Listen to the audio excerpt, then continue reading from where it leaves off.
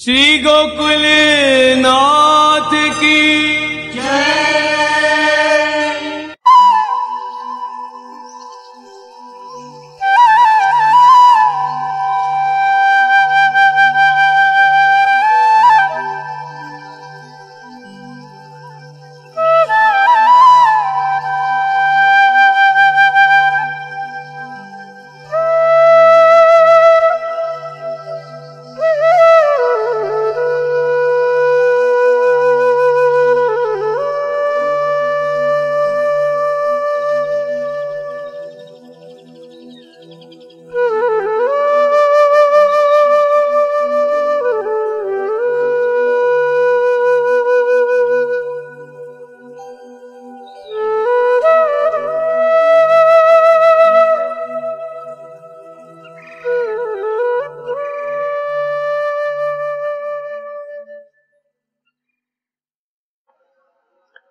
चिंता संतानहंतारो यत्पादाम्बुजरेण वः स्वीयानान्तान्निजाचार्यान् प्रणमामि मुहुर्मुहुः।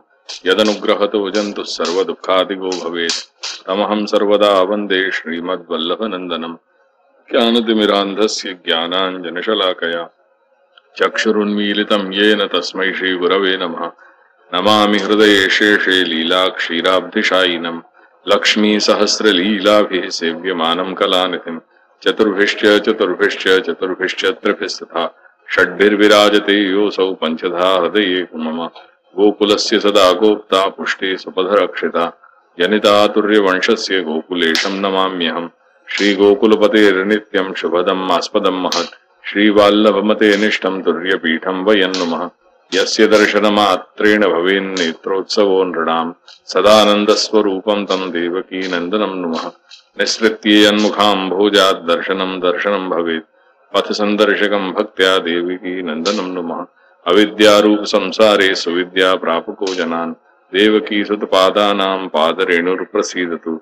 बुद्धिप्रेरक कृष्णस्य पादपद्मं प्रसीदतु। ध्यानासमर्थ जीवानाम् अस्माकं सर्वदा स्वतः।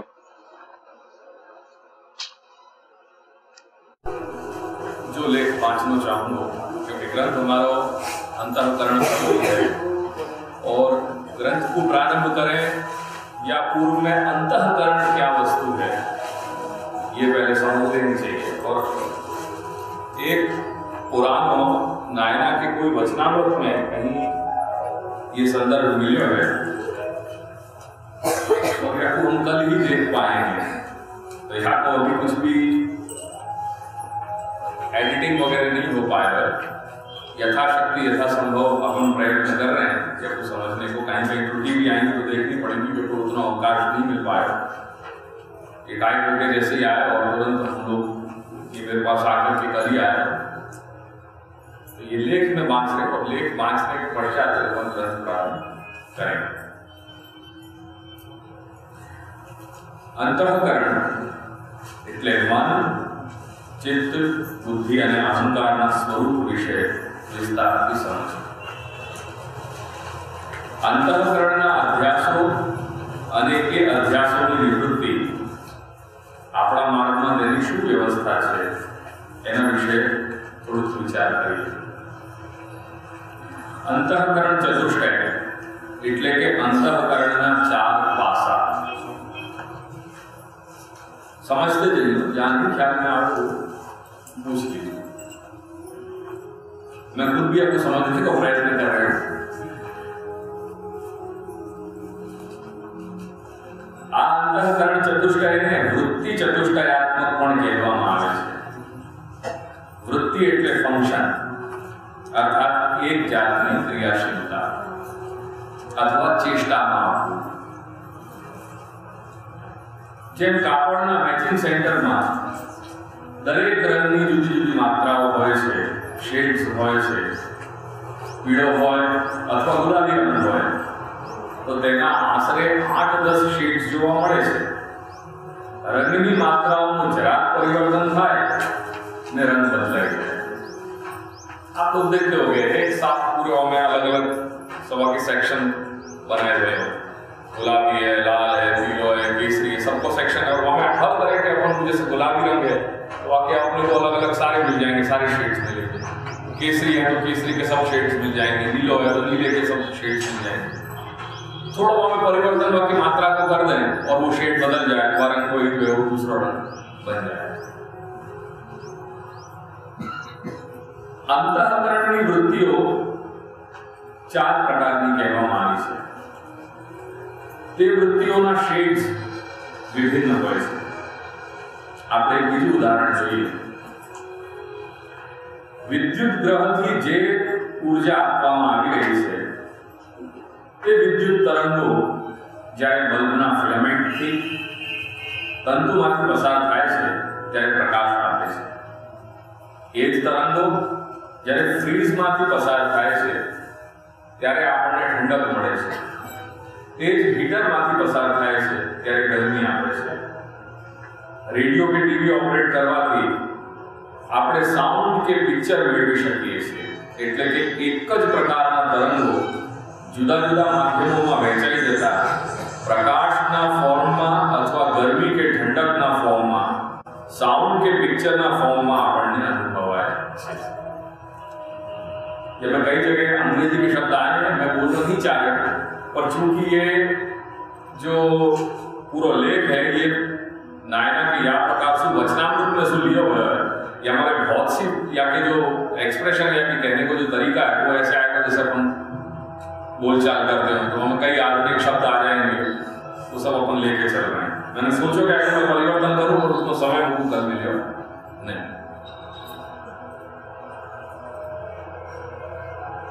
मानव वृत्ति घना शेड्स में अभिव्यक्त थाय छे। આવી જ રીતે બ્રહ્મના અગણિત પાસાઓ વિહંગમ દૃષ્ટિથી અનુભવવામાં આવે છે। પરમાત્માને સચ્ચિદાનંદ કહીએ છીએ।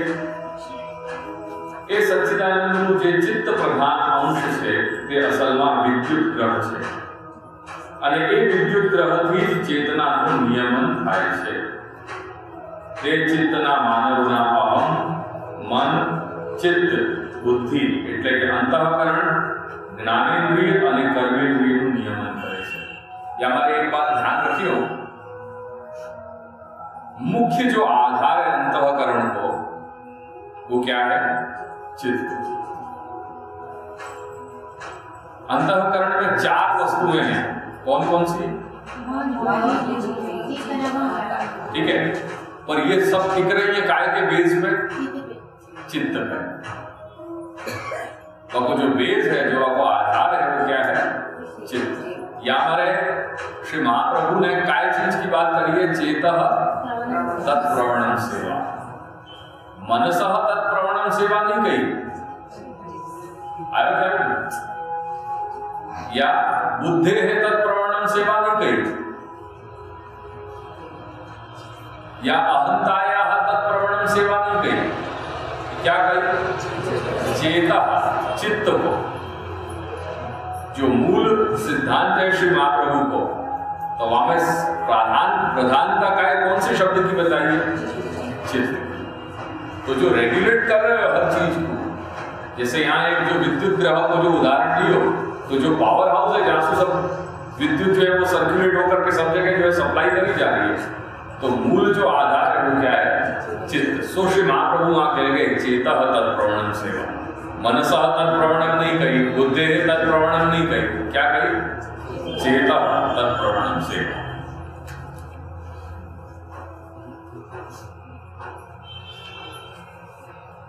अहम એ પરમાત્માની સૌથી નજીકની અભિવ્યક્તિ છે। ચેતનાનું સૌથી નજીકની અભિવ્યક્તિ અહમ છે। આ ટેપ રેકોર્ડર ને તમે સાંભળો છો, આ ટેપમાં અવાજ આવે છે, તેમાં બધા ફંક્શન હોય છે, છતાં એમાં શું ખૂટે છે જાણો છો? એમાં અહમ નથી। પરમાત્માનો અંશ જીવાત્મા છે અને જીવની અભિવ્યક્તિ અહમ છે। અસલમાં આ અહમ શું છે? મૂળમાં જે અહમ છે તે અસ્મિતા, એ તમારું अस्मिपण, તમારું અસ્તિત્વ। जहां अपन अपने आप को अनुभव कर पा रहे हैं वो काय के कारण कर रहे हैं? अपने अहंत्व के कारण।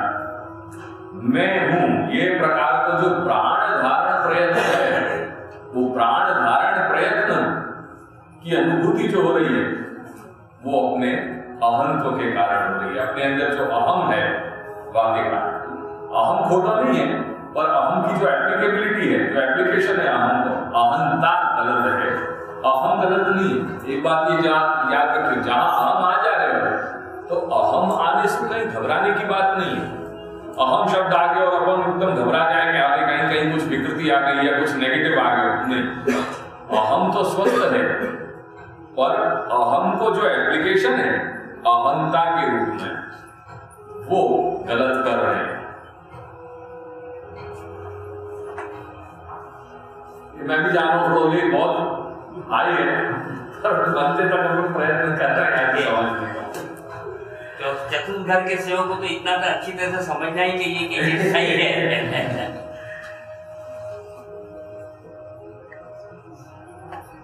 यहाँ पर मैंने कहीं भी लेख जब आया हो, मैं भी आपके साथ समझने को प्रयत्न कर रहा हूँ। मैंने भी एक बात नहीं है पूरा, तो हम सब लोग यहाँ पर अध्ययन कर रहे हैं, जो हम शेयर कर सकें वो हम शेयर करने को प्रयत्न करेंगे।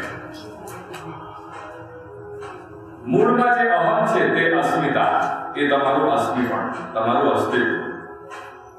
અસ્તિત્વમાં બે શબ્દો છે, અસ્તિ અને ત્વમ।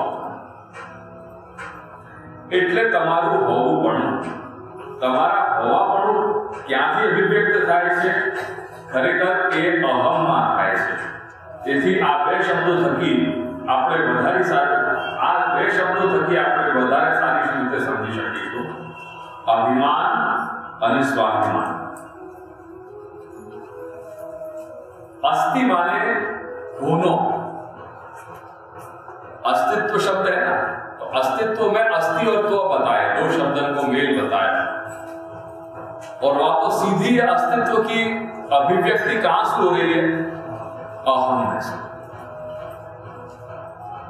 ये मैं क्यों कहना चाह रहा हूं, ये सब चलाने का कारण क्या है? ये समझ लो कि ये कारण अपन जब समझ पाएंगे तभी बाकी अंतःकरण प्रबोध ग्रंथ तो ख्याली 11 श्लोक होगा, और वहां श्री महाप्रभु बहुत विलक्षण ग्रंथ है ये अंतःकरण प्रबोध, और श्री महाप्रभु ने अपने अंतःकरण को साक्षी मान करके यहाँ संवाद किया। तो अंतःकरण को प्रबोध करना, वो अंतःकरण क्यों यहाँ ग्रहण किया है श्री महाप्रभु ने? क्योंकि वाइस मनुष्य की पूरी फैकल्टी जो है वो अंततोगत्वा अंतःकरण में ही रही गई है। जो कुछ भी कार्य संपादन कर रहे हैं, जो कुछ भी अपने या जो दैहिक जो संधान है या जो कुछ भी क्रियाएं अभिव्यक्त हो रही है, मन चित्त बुद्धि और अहंकार से जो कुछ भी अभिव्यक्ति हो रही है, जो अनुभूति हो रही है अपनी, वही से अपन व्यवहार कर रहे हैं जगत में, या हमारे जो प्रबोधन करने की बात है वो अंतःकरण से संबंधित है। ग्रंथ तो अंतःकरण प्रबोध 11 श्लोक में ही हो रहा है, या सो अधिक श्लोक नहीं है वहां, पर वहां को जो भार है वो भार अपन को या सो समझ में आ पाया। यही समझने के लिए अपन दो और शब्दों को अपन प्रयोग समझें, एक अभिमान और एक स्वाभिमान। બંને અભિમાન છે, પરંતુ તમે જુઓ કે એક સ્વવાળો અભિમાન છે અને બીજો સ્વ વગરનો અભિમાન છે। સ્વ વત્તા અભિમાન, ત્યારે એ સ્વાભિમાન થયો। સ્વ વિનાનો અભિમાન એ તમારો વિકાર છે। बात को ध्यान रखियो, जहां मैंने अहम को बताया कि अहम विकृत नहीं है पर अहंता विकृत है, ऐसे ही अभिमान जो है यानी अपने प्राण धारण शक्ति को अनुभूति, प्राण धारण शक्ति को अनुभव करना, वो अभिमान है। पर अभिमान में जहां स्व नहीं है तो वहां तो एक प्रकार की विकृति आ जा रही है, पर जहां स्व लग गया वो स्वस्थ हो जा रहा है। स्वाभिमान जो है वो स्वस्थ है, अभिमान जो है कहीं विकृत है। સ્વ વિનાનો અભિમાન એ તમારો વિકાર છે, સ્વાભિમાન એ તમારી ખુદદારી છે. જે લોકોમાં ખુદદારી નથી હોતી એ લોકો અભિમાની હોય છે. આ ઈગો કે અભિમાન એક વિકૃતિ છે, વિકાર છે, બીમારી છે. અભિમાન એ સ્વસ્થતા નથી. દરેક વસ્તુ ક્ષણમાત્ર ટકી રહી છે અને ખલાસ થઈ રહી છે, એટલે એમને નાહમ નો अतिरेक शोध्य. अहम जो है, यही अहम को विकास करने के लिए सब दार्शनिक चिंतन कर रहे हैं. जो भी भारतवर्ष में जो दार्शनिक भाई हैं, वो दार्शनिक अहम के सही विकास की दिशा के विषय में कह रहे हैं. चाहे वो श्री शंकराचार्य हो, चाहे वो श्री रामानुजाचार्य हो, चाहे श्री मध्वाचार्य हो, चाहे श्री द्वारकाचार्य हो, चाहे श्री महाप्रभु वल्लभाचार्य हो. भारतवर्ष के इतिहास में जितने भी ये दार्शनिक भय हैं, सारे दार्शनिक अहम को एक स्वस्थ उपाय के विषय में सब कथन कर रहे हैं. कोई नाहम कह रहे हो, कोई सोहम कह रहे हो, श्री महाप्रभु दासोहम कह रहे हैं. कोई ना कोई, हर व्यक्ति, हर दार्शनिक अपने अपने रीत सुया को प्रतिपादन कर रहे हैं.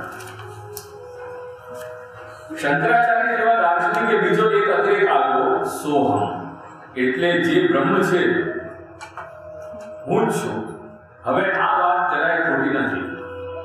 સોહમ આપણને ભગવતી શ્રુતિ પણ બતાવી રહી છે, પણ તકલીફ ક્યાં આવી કે ભાષાની ગતિ છે ને તે ઉદ્દેશ્ય અને વિધેયના હિસાબે ચાલે છે.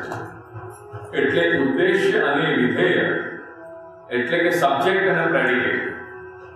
કાલી ગાય કે સફેદ ગાય એવો વાક્ય પ્રયોગ કરીએ, આ વાક્યમાં ઉદ્દેશ્ય કયો છે? जैसे अपन कहें कि कालो घोड़ा, वह काले घोड़ा कहने में उद्देश्य और विधेय क्या है?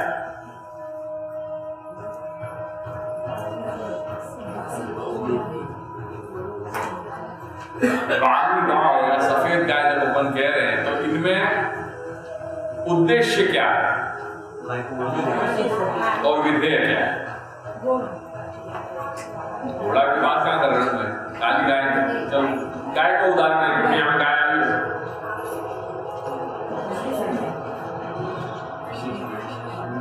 काली गाय या में उद्देश्य और विधेय भाव कहां का रहे हो?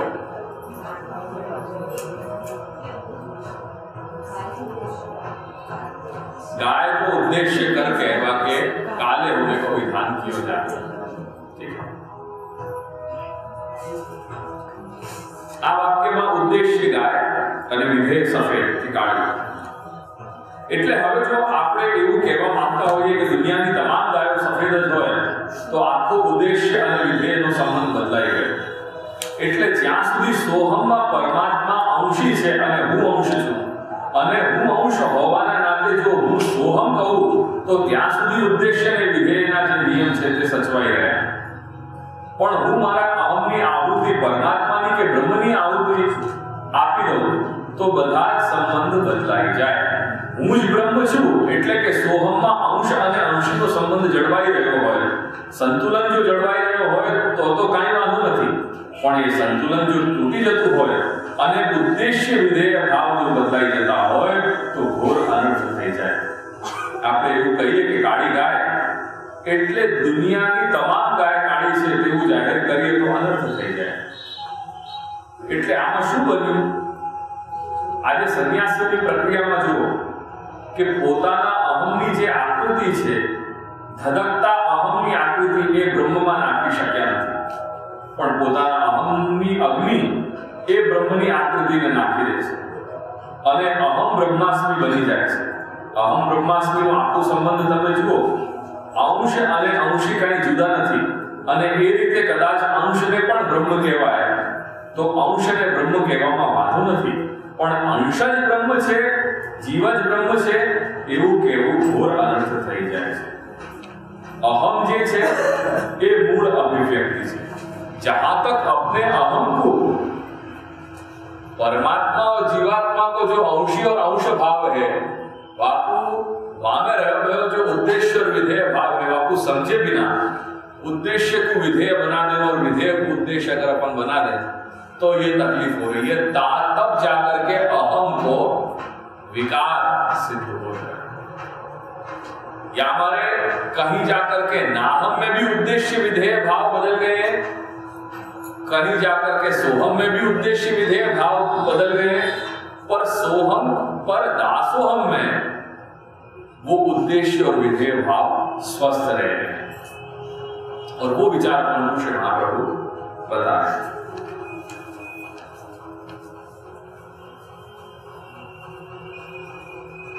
जीवनी आपना क्या शु प्रक्रिया बतावવામાં આવી?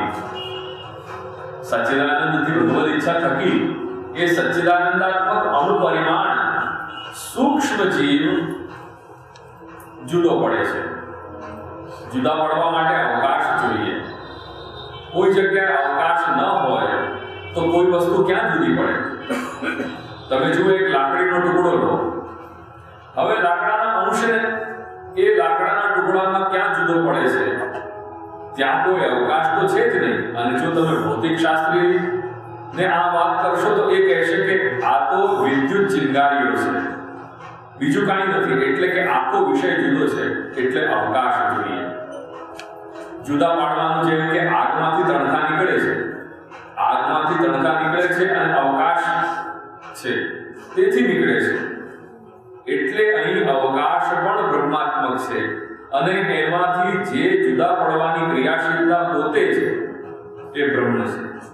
એટલે બ્રહ્મમાં બ્રહ્માત્મક અવકાશમાં બ્રહ્મથી બ્રહ્માત્મક અંશ બ્રહ્માત્મક રીતે જુદી પડી રહ્યા છે, એનું નામ શુદ્ધ બ્રહ્મવાદ।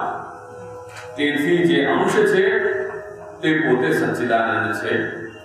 જેમ અગ્નિ અને તણખામાં તત્વ સમાન છે, ફેર એટલો છે કે અગ્નિ વ્યાપક છે અને તણખો એ તેના પરિમાણમાં નાનો છે।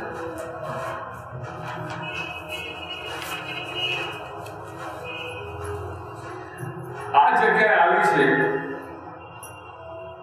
ભગવદ ઈચ્છાથી જે સચ્ચિદાનંદમાંથી જે સદ અંશ પ્રબળ બને છે અને તે વધુ કાર્યાન્વિત થાય છે, અને જ્યારે વધુ પ્રબળ બને છે એ વખતે કાંઈક અંશમાં એ સદ અંશના પ્રબળ થવાથી આનંદાંશ તિરોહિત થઈ જાય છે। એ આનંદાંશ તિરોહિત થયો અને તે તિરોહિત પ્રધાન, તે રીતે પ્રધાન સદઅંશ વાળું જે અંશ છે તેને જીવ સંજ્ઞા પ્રાપ્ત થાય છે। આનંદાંશ તિરોહિત એટલે કે ઇનોપરેટ થયો, બિનકાર્યરત થયો, તેનો નાશ થતો નથી પણ અત્યારે કાર્ય ક્રિયાશીલ નથી। વૈજ્ઞાનિક ભાષામાં કહીએ તો ઇનર્ટ થઈ ગયો છે, નિષ્ક્રિય, ક્રિયાશૂન્ય બની ગયો। જીવ સંજ્ઞા આપણે આનંદાંશના તિરોધાન થયા બાદ જ આપીએ છીએ।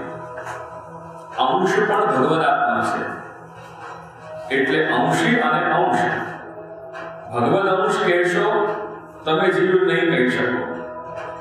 જ્યારે આનંદાંશ તિરોહિત થશે તો એ જીવ સંજ્ઞા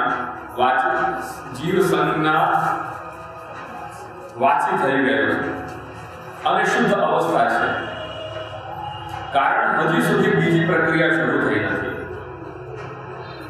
આનંદાંશ જે ક્ષણે તિરોધાન થયો, હવે અહીંયા જે ક્ષણની વાત છે તે પણ સમજવા જેવી છે।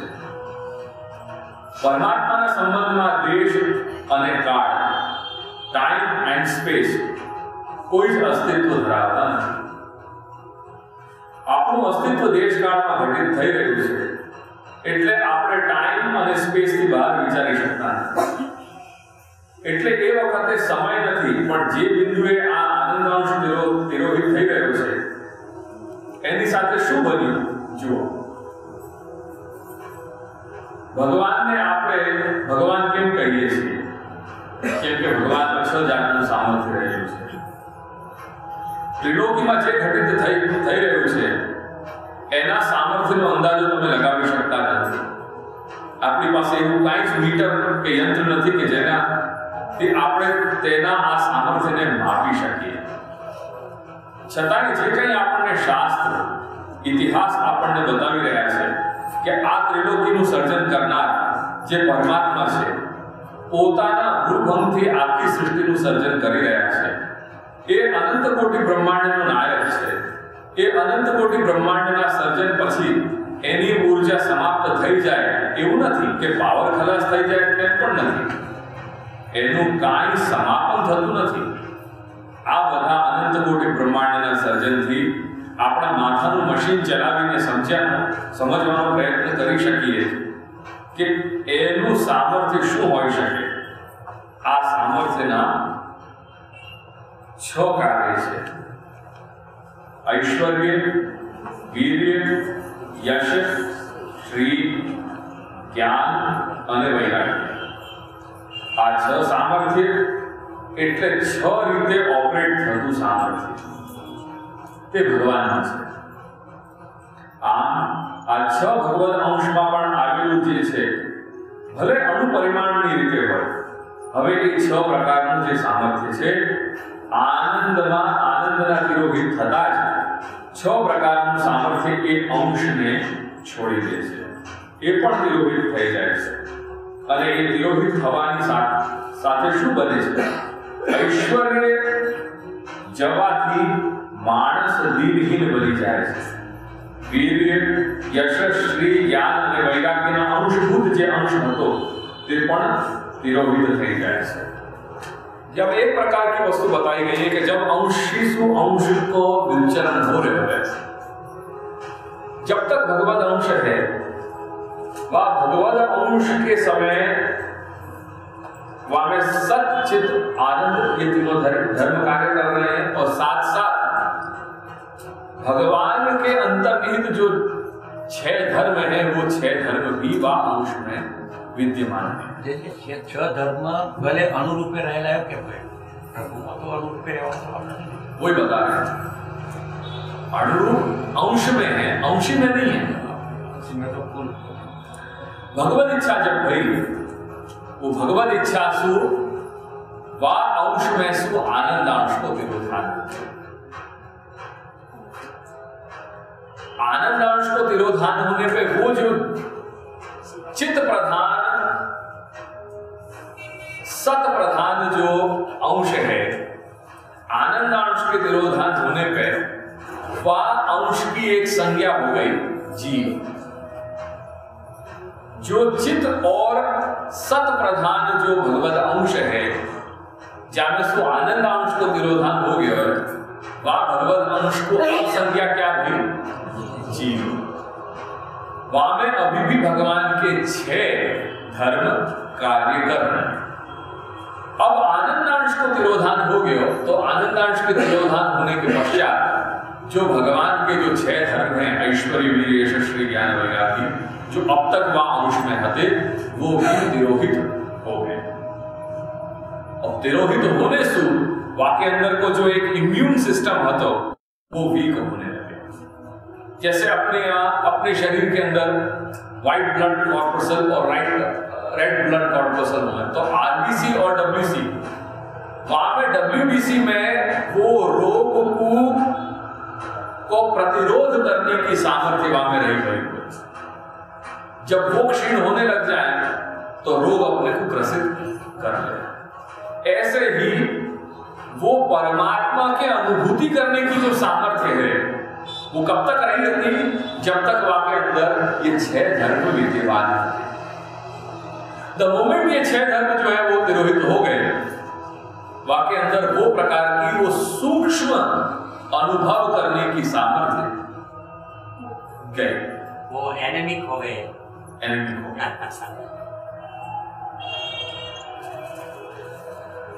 જે માણસનું ઇમ્યુન સિસ્ટમ વીક થઈ ગયો હોય તો સામાન્યમાં સામાન્ય રોગ પણ તેના પર તરત જ હુમલો કરી શકે છે. જો આજે આપણી પરિસ્થિતિ હોય એટલે અવિદ્યાને પૂર્ણ ક્ષેત્ર મળી ગયું કે તે ભગવદ અંશ પર હુમલો કરે. जब बीच में जो 2 परिस्थिति थी, आनंद और आनंद अंश के कारण जो 6 धर्म आते, वो जब दोनों रास्ता में से निकल गए तो माया के द्वारा प्रेरित अविद्या को ग्रसित कर गए. એટલે જ્યારે ભગવદ અંશમાં રહેલા ઐશ્વર્ય, યશ, શ્રી, જ્ઞાન અને વૈરાગ્ય તિરોહિત થઈ ગયા એટલે અવિદ્યાએ એને પકડી લીધો. એ અવિદ્યાથી ગ્રસિત થઈને હવે આગળ સ્થૂળ દેહ જે કાંઈ એને મળશે તે પછીની વાત છે. આ જે અંશપણું કેવી રીતે અભિવ્યક્ત થાય છે તે જોઈએ છીએ કે તે અહમમાં અભિવ્યક્ત થાય છે. અંશપણું આ અહમમાં એની મૌલિક અભિવ્યક્તિ રહેલી છે. आई बात ख्याल में फिर से बात आज ये अंशपणु से अपने अंदर क्या है? अंशपणु. वो अंशपणु कैसे अभिव्यक्त हो रहे हैं? तो कह रहे हैं कि वो अहम में अभिव्यक्त हो रहे हैं. आ अहम में एनी मौलिक अभिव्यक्ति रहेली છે અને એ અહમથી એ અભિવ્યક્તિ બીજા અંતઃકરણના ત્રણ વૃત્તિઓમાં રિફ્લેક્ટ થાય છે, અભિવ્યક્ત થાય છે અને તે પછી તે કર્મેન્દ્રિય કે જ્ઞાનેન્દ્રિયમાં બહાર સ્થૂળ રીતે પ્રગટ થાય. એ જ ચેતન તત્વ. સમજો કે કેમ?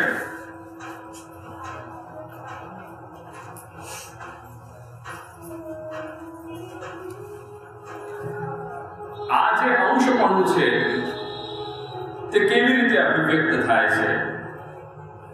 क्या अभिव्यक्त થાય છે? એ અહમપણું, એ અંશપણું અહમમાં અભિવ્યક્ત થાય છે. અહમમાં અંશપણાની મૌલિક અભિવ્યક્તિ રહેલી છે. અહમથી અભિવ્યક્ત થઈ એ બીજા અંતઃકરણના ત્રણ વૃત્તિઓમાં રિફ્લેક્ટ થાય છે, અભિવ્યક્ત થાય છે અને અભિવ્યક્ત થતા કર્મેન્દ્રિય અને જ્ઞાનેન્દ્રિયોમાં બહાર સ્થૂળ રીતે પ્રગટ થાય છે.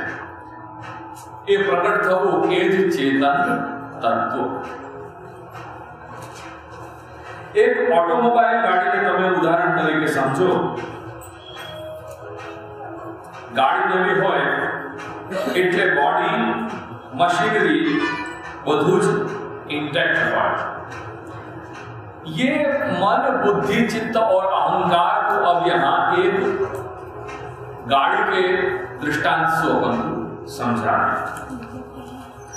एक ऑटोमोबाइल गाड़ी ने તમે ઉદાહરણ તરીકે સમજો. ગાડી નવી હોય એટલે બોડી, મશીનરી બધું જ ઇન્ટેક્ટ હોય.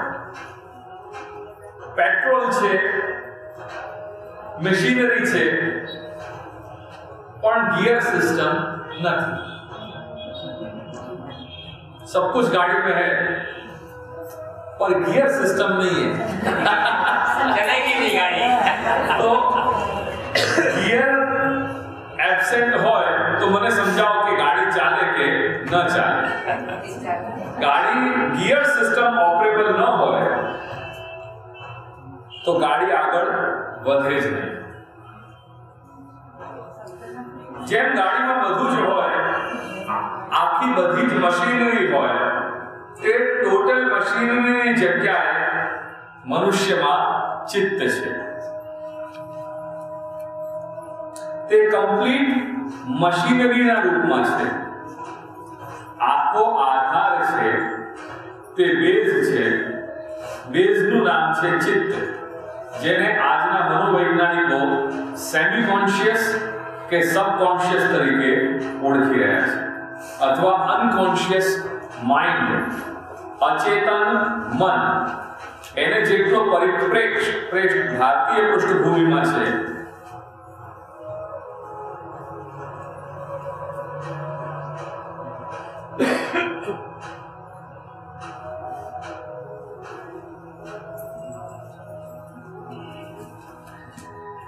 એ અનકોન્શિયસ માઇન્ડ એટલે કે અચેતન મનનો પરિપ્રેક્ષ્ય જેટલો ભારતીય પૃષ્ઠભૂમિમાં આપવામાં આવ્યો છે તેટલો બીજો ક્યાંય નથી. ગાડીની ટોટલ મશીનની જેમ ચિત્ત એ તમારું ટોટલ मशीन है। वो टोटल मशीन की जगह क्या लिखा है? गाड़ी की टोटल मशीन नीचे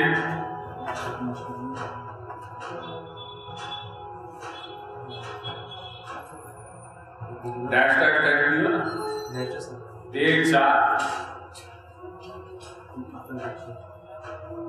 मशीन की जहाँ उदाहरण है। एक ऑटोमोबाइल गाड़ी में તમે ઉદાહરણ તરીકે સમજો, ગાડી નવી હોય એટલે બોડી મશીનરી બધું જ ઇન્ટેક્ટ હોય, પેટ્રોલ પંપ હોય, બધી જ મશીનરી હોય, પણ ગિયર સિસ્ટમ ના હોય તો ગાડી ચાલે કે ન ચાલે?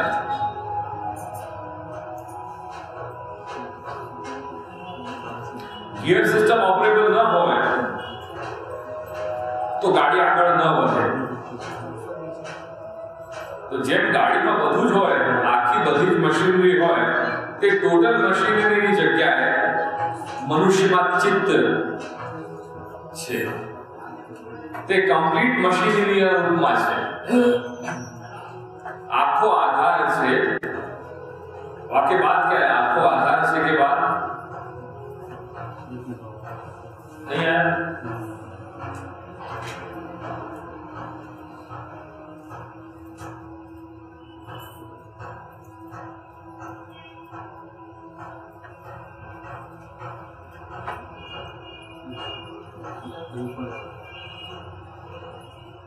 ओ तो पता ही। एक प्रयत्न ये भी करेंगे कि या लेख को और व्यवस्थित करके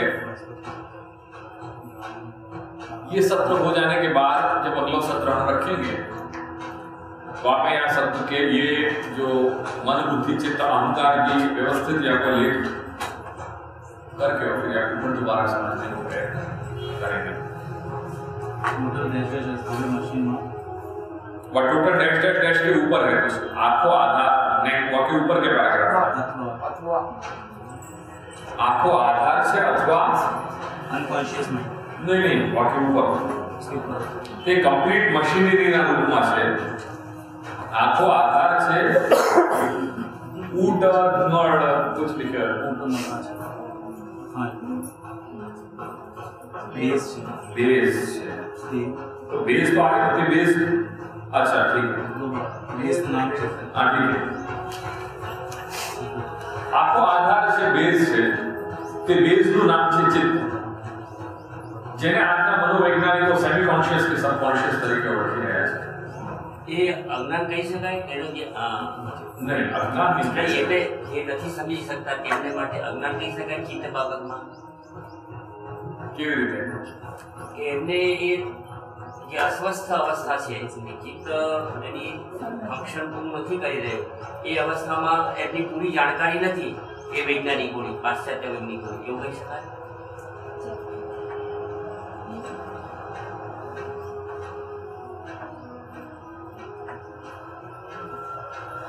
अज्ञानता है ये अज्ञानता है ये कहने की बजाय अपन इतना कह सके कि वो लेवल पे उनने कभी माइंड वो मन के इतने बेटा विभाग कर नहीं सके नहीं पहुंचे जैसे हम वो केवल अगर माइंड को सबकॉन्शियस या अनकॉन्शियस माइंड तक तो चले जा सके पर आगे फिर उनके पास कोई बस क्या को विचार नहीं है।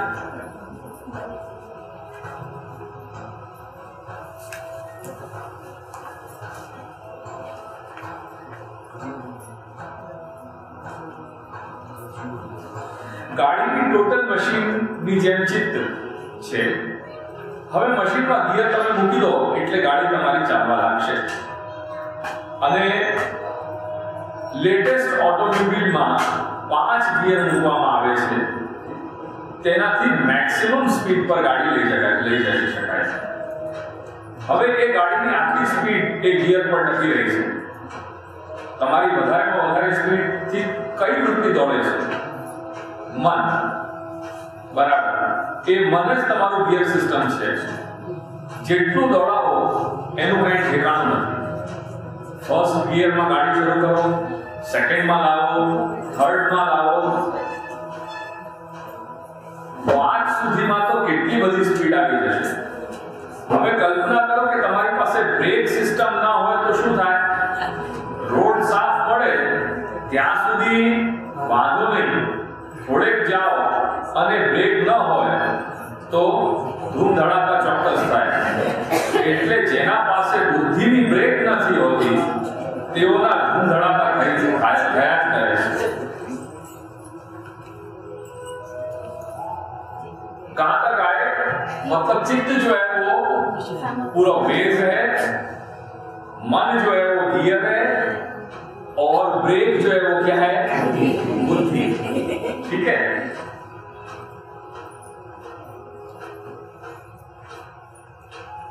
બુદ્ધિનો વિવેક એવો છે કે તમને ક્યાં બ્રેક મારવી છે અને ક્યાં બ્રેક નથી મારવી, અથવા એક્સેલેરેટર ક્યાં આપવું છે અને ક્યાં એક્સેલેરેટર નથી આપવું, તેની સમજ આપણને આપે. એટલે ફરીથી ગાડી સ્પીડ પકડવા લાગે એવી રીતે સમજવું જોઈએ. અને હવે કલ્પના કરો કે તમારી પાસે બધું છે પણ સ્ટીયરિંગ નથી. તમે ઓટોમોબાઈલ ચલાવી શકાત નહીં, તમારી ગાડી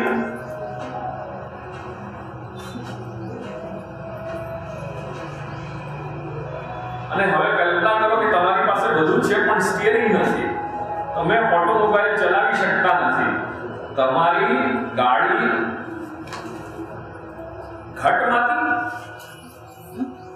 ઘટમાંથી બહાર નીકળી ન શકે.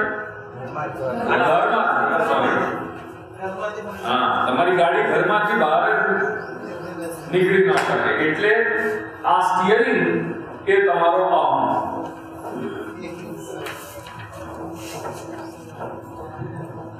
આ ઓટોમોબાઈલના દૃષ્ટાંત પરથી તમને આખું ધ્યાન મૂકો.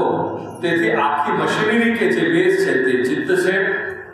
તેથી ચિત્ત સેવામાં હોવા છતાં મન સેવામાં ન હોઈ શકે. અને મન હોઈ શકે તેથી મહાપ્રભુએ જ્યારે સેવાનું લક્ષણ બતાવ્યું ત્યારે ચેતસ્ત પ્રવણમ આજ્ઞા કરી છે. અને જ્યારે સેવાનું ફળ લક્ષણ બતાવ્યું ત્યારે માનસી સા પરામતા કહ્યું. કેમ આ બે શબ્દનો ઉપયોગ કરી રહ્યા છે? આ બહુ મોટો પ્રશ્ન છે. આખું શાસ્ત્રાર્થ અહીંયા રોકાઈ જાય. કેમ કે એક જગ્યાએ શ્રી મહાપ્રભુ મન કહી ગયા અને એક જગ્યાએ શ્રી મહાપ્રભુ ચિત્ત કહી ગયા. આવું કેમ બને?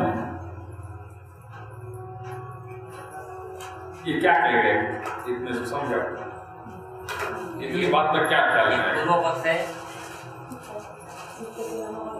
हाँ ऐसे विचार है. पहले तो इतना समझ जाए कि ये जो ऑटोमोबाइल को जो 4 इनके दृष्टांत दिए वो अपने बराबर ख्याल में आ रहे हैं कि नहीं आ रहे. बेस की जगह जो पूरी यानी गाड़ी ऐसे बहुत भागो जो बेस है वो क्या बताया? चित्त. गियर सिस्टम क्या दिया? मन. ब्रेक जो है वो क्या है? और स्टीयरिंग वो क्या है? अहम. अहम जो है वो अपने स्टीयरिंग की जगह है, बुद्धि जो है वो ब्रेक एक्सीलरेटर की जगह है, मन वो स्टीयरिंग है, गियर है, और चित्त जो है वो पूरा बेस है. पहले तो यहाँ पे से थोड़ा समझो, मेरे कुछ ख्याल में नहीं आ रहा है.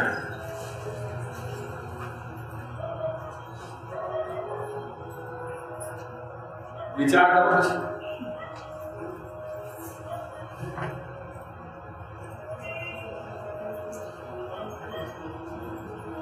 ये 4 जब अपन को ख्याल में आ रहे हैं तो इन 4 के आधार पर ही थोड़ा विचार करो कि इनमें से जैसे अभी दृष्टांत तो बता ही दिए, पर क्या हो जा रहे हैं? अगर इन चारों की गड़बड़ाहट हो जाए या चारों की फंक्शनिंग में कोई की एब्सेंस हो, कोई नहीं हो, कोई होए, यदि ऐसा कुछ हो या बराबर नहीं चल रहे हो तो क्या संभावनाएं हो सके?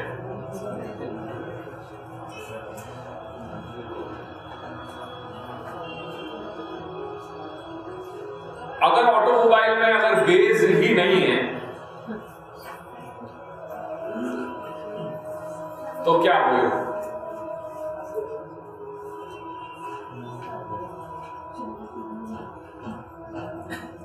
जैसे हमारे वहां पे यूपी में कई बार जाओगे तो देखने मिलेगा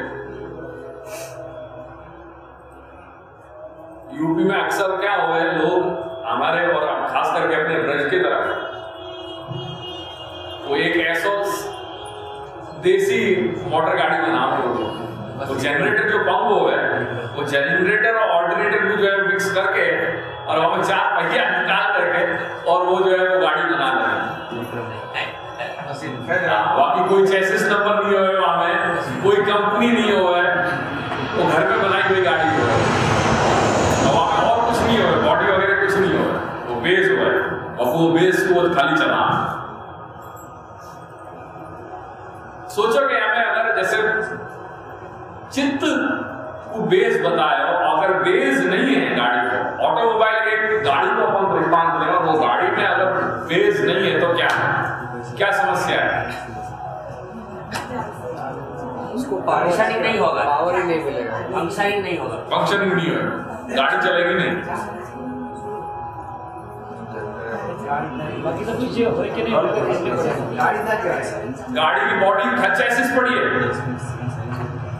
चेसिस है, वो चेसिस अपने आप कैसे चलेगी कि नहीं चलेगी? अब जब वहां पे बेस यानी जो बाकी पूरी मशीनरी है वो अगर निकाल के रख दोगे तो खाली गाड़ी यानी जो खाली बॉडी है यानी जो चेसिस है, जैसे अपन हाईवे पे कई बार देखें ये लोग ट्रक लेके आए हैं, वो ट्रक में क्या होगा, जो नया ट्रक कंपनी से है वहां बॉडी नहीं होगा, खाली वो ड्राइवर जो है आगे खाली विंडशील्ड और खाली नीचे को जो चेसिस, वो जो गाड़ी को जो पार्ट है, जो मशीनरी पार्ट है, जो बेस है, वो बेस को चलाते भाई जो है वो आम है। कई बार आपने देखे होंगे हाईवे पे खास करके ये अपन को बहुत बार देखने मिले। फिर लोग अपनी जो है वो बाकी जो बॉडी जो है आपको ऊपर को सब जैसे बनाना है, वहां में टैंकर बनाना है या वहां में फिर वो कैरियर बनाना है, वो बाद में फिर आकर के वहां बना।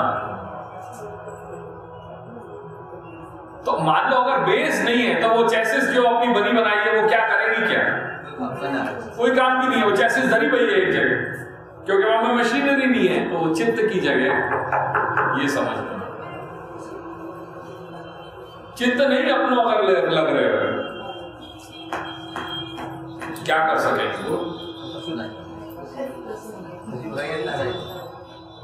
प्रवृत्ति होगी नहीं जीवात्मा की, जीवात्मा की प्रवृत्ति होगी नहीं। अब नेक्स्ट स्टेज पे आए, अगर सब कुछ है पर बुद्धि यानी ब्रेक सिस्टम, अपन गाड़ी चला रहे हैं और अपने अगर ब्रेक सिस्टम या एक्सीलरेटर को अपने गाड़ी में अगर ब्रेक सिस्टम नहीं है, गाड़ी चल रही है ब्रेक सिस्टम नहीं है, तो क्या होगा? माने क्या, अगर बुद्धि अपनी नहीं है तो कौन सी जगह अपन को कहां जाकर के ब्रेक लगानी है वो अपने वो विवेक नहीं है।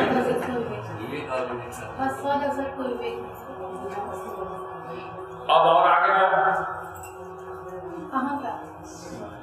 मन स्टीयरिंग की जगह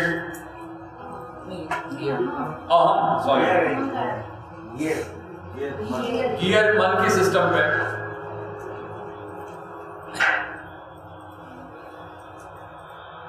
क्या रहेगा? काबू नहीं है इसके ऊपर, कहीं भी भटकेगा कि चलेगा वो जाएगा तभी आपको कैसे रोक के लाओ? बाकी कोई गति नहीं है, मन जो है वो कहीं भी जा सके, संकल्प विकल्प आत्मकम मन, तो आपको कंट्रोल भी, वो स्पीड को कंट्रोल कैसे हो रहे हैं? गियर सिस्टम से भी अपन मैन्युअल कर रहे हैं।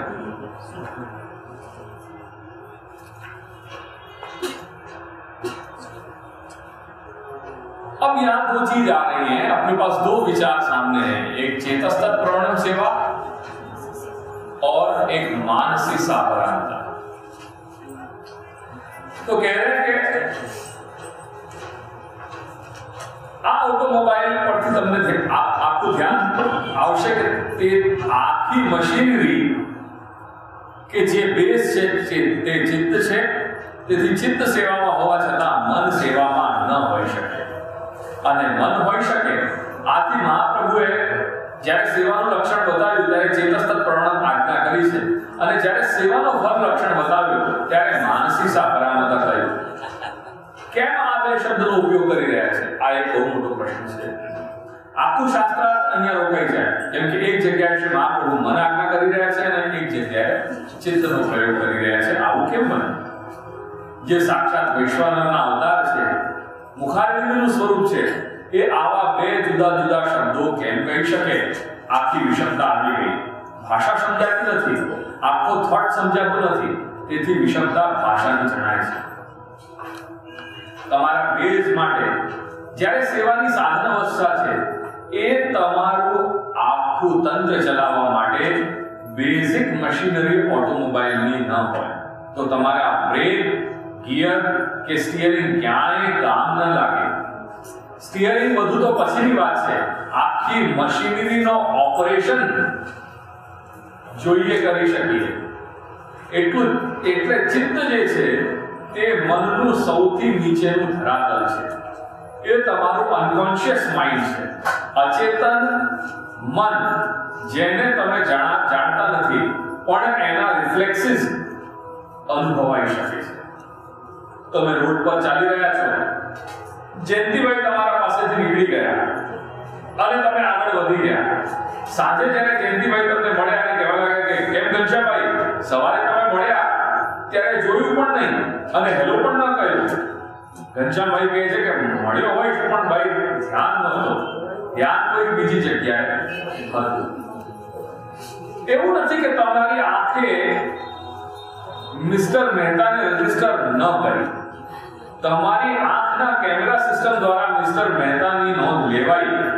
કેમેરા એ ફોકસ કરી બ્રેનમાં સિગ્નલ્સ પણ મોકલે છે, પણ ફિઝિકલી બધું નોંધાવી દીધું, પણ તમારું મન એ સમયે આંખ સાથે જોડાયેલ ન હતું.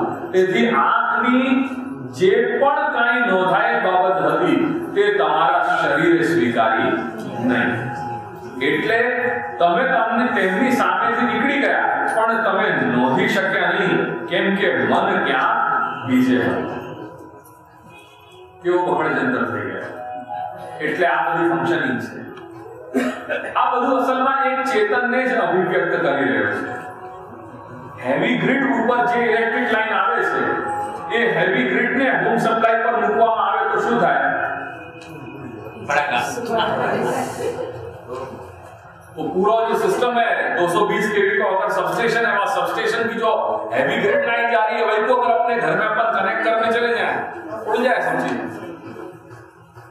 या पर आपको सब व्यवस्था बाकी बनाई गई है.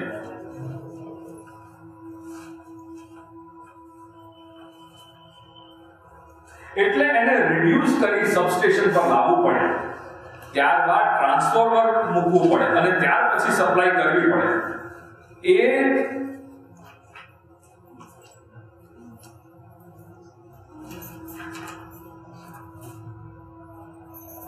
એવી જ રીતે ઇલેક્ટ્રિક વેવ્સ ને સૌપ્રથમ અહમમાં સપ્લાય કરી રહ્યો છે અને ચેતના ને અહમમાં સપ્લાય કરી રહ્યો છે. એ અહમ પછી ચિત્ત, બુદ્ધિ અને મનમાં ટ્રાન્સફર કરી રહ્યો છે અને એ ચેતના ત્યારબાદ કર્મેન્દ્રિયોમાં ટ્રાન્સફર થઈ રહી છે. આ આખું એનું રોટેશન છે. કેમ કે ડાયરેક્ટ ચેતના જો એક્સપોઝ થઈ જાય તો ધૂમ ધડાકા થઈ જાય. એટલે એ ચેતન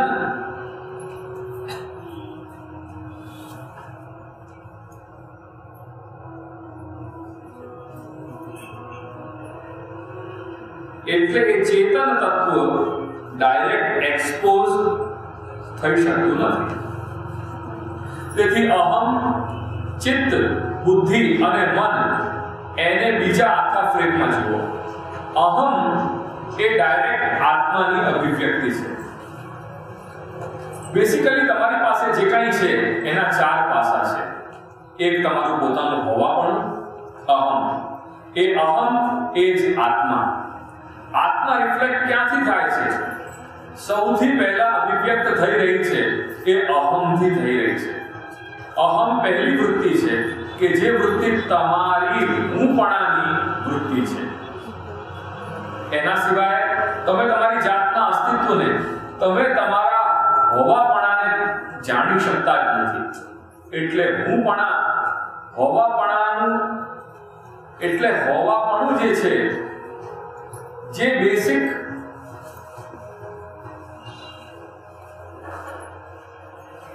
એટલે હોવાપણું જે બેસિક જ્યાંથી આખી કહાની શરૂ થઈ રહી છે, આપણી જો તમને તમારું હુંપણું જ ખબર ના હોય તો એની પરિસ્થિતિ શું બને? વ્યવહારિક જગતની વાત કરીએ, यस्य मूढ़तमो लोके यच्च बुद्धेः परंगतम् तौ सुखमेवेति क्लेश्यन्तं ततो जनान्। श्री भागवतकार केवी आनंदની વાત કરી રહ્યા છે।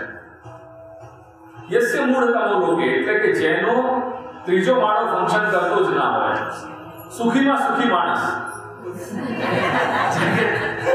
જગતની કોઈ પ્રકારની ચિંતા જ નહીં, કોઈ પણ પરિસ્થિતિમાં રાખો આનંદ જ આનંદ। હવે આગળની વાત કરીએ, यश्च बुद्धेः परंगतम् अथवा जे बुद्धिनी पराकोटिनी सीमाने पार કરી ગયો હોય એવો વ્યક્તિ, ઉચ્ચતમ કોટીનો જ્ઞાની। श्री भागवतकार કહે છે કે તેને જે સુખ મળે છે तौ इमौ सुखमेवेति। ये तो या तो मूढ़तम जो होए लोक में या बुद्धि में जो पारंगत होए, ये दोनों ही जो है वो सुख को प्राप्त करे।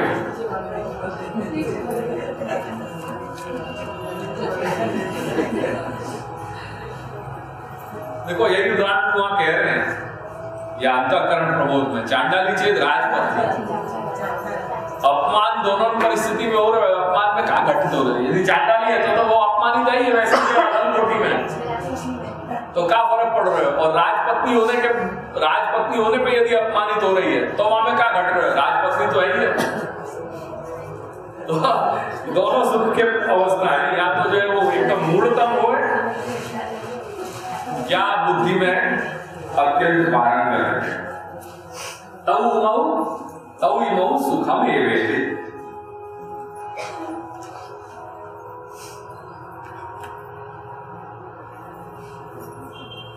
હવે આગળની વાત કરીએ, यश्च बुद्धेः परंगतम् अथवा जे बुद्धिनी पराकोटिनी सीमाने पार કરી ગયો હોય એવો વ્યક્તિ ઉચ્ચતમ કોટીનો જ્ઞાની।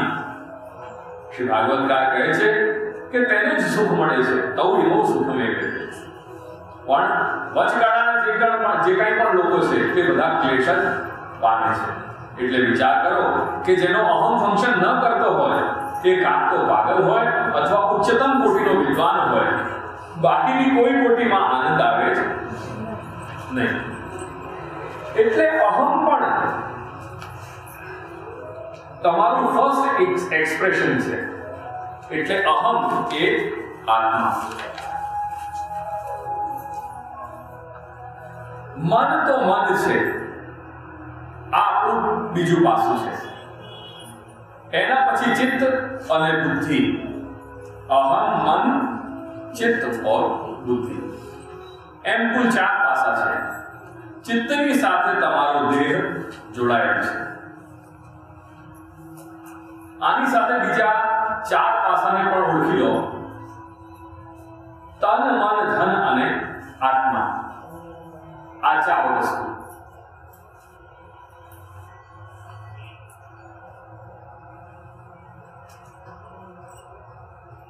अहम, मन, चित्त और बुद्धि, इनके साथ 4 दूसरे पासा समझ लो, तन, मन, धन અને આત્મા। ધન એટલે જે પણ કાંઈ તમારા અહમ મન સાથે જોડાયેલ પરિકર તે। ધન એટલે જે પણ કાંઈ તમારા અહમ મન સાથે જોડાયેલ પરિકર છે તે। એ પછી ચેતન અને અચેતન બંને ગણાય। या बात को आप अपने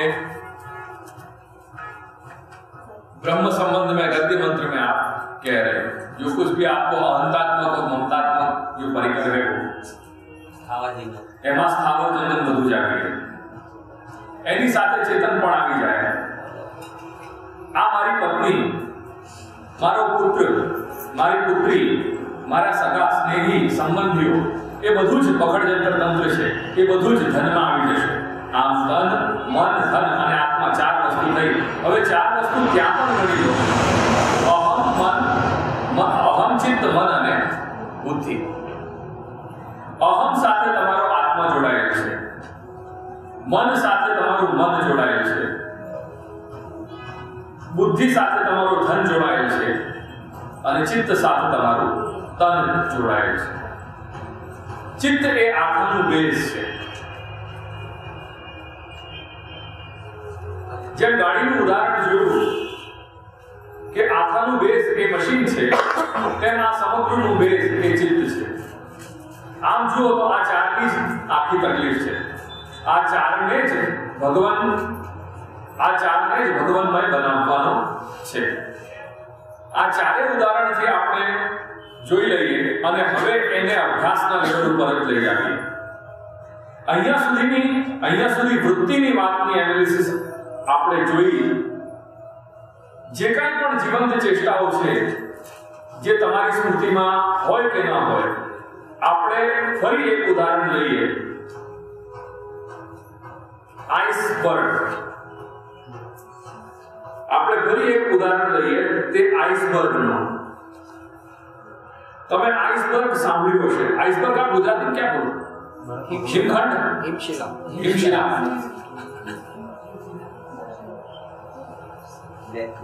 આઈસબર્ગ કે હિમશિલા એની ટોચ ઉપર હોય છે, બાકી 99% पानी भी नीचे હોય છે.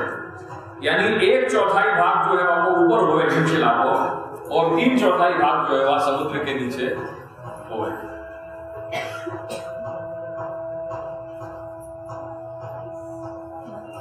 એટલા મોટા આઈસબર્ગ હોય છે કે આખા દેશને પાણી સપ્લાય કરી શકે.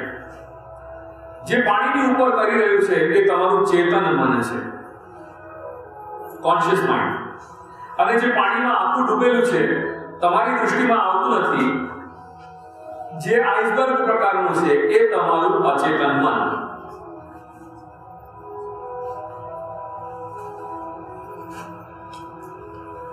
ચિત્ત જેનો સમાવેશ કરે છે અથવા ચિત્તનો જેમાં સમાવેશ થાય છે, એટલે તમારી જે કાંઈ પણ ચેતન વૃત્તિઓ છે, ચેતનાની વૃત્તિઓ છે, એ ચેતનાની તમામ ચેષ્ટાઓ જેને તમે સેકન્ડના હાજરમાં, સેકન્ડના હજારમાં ભાગમાં, function of friction of second,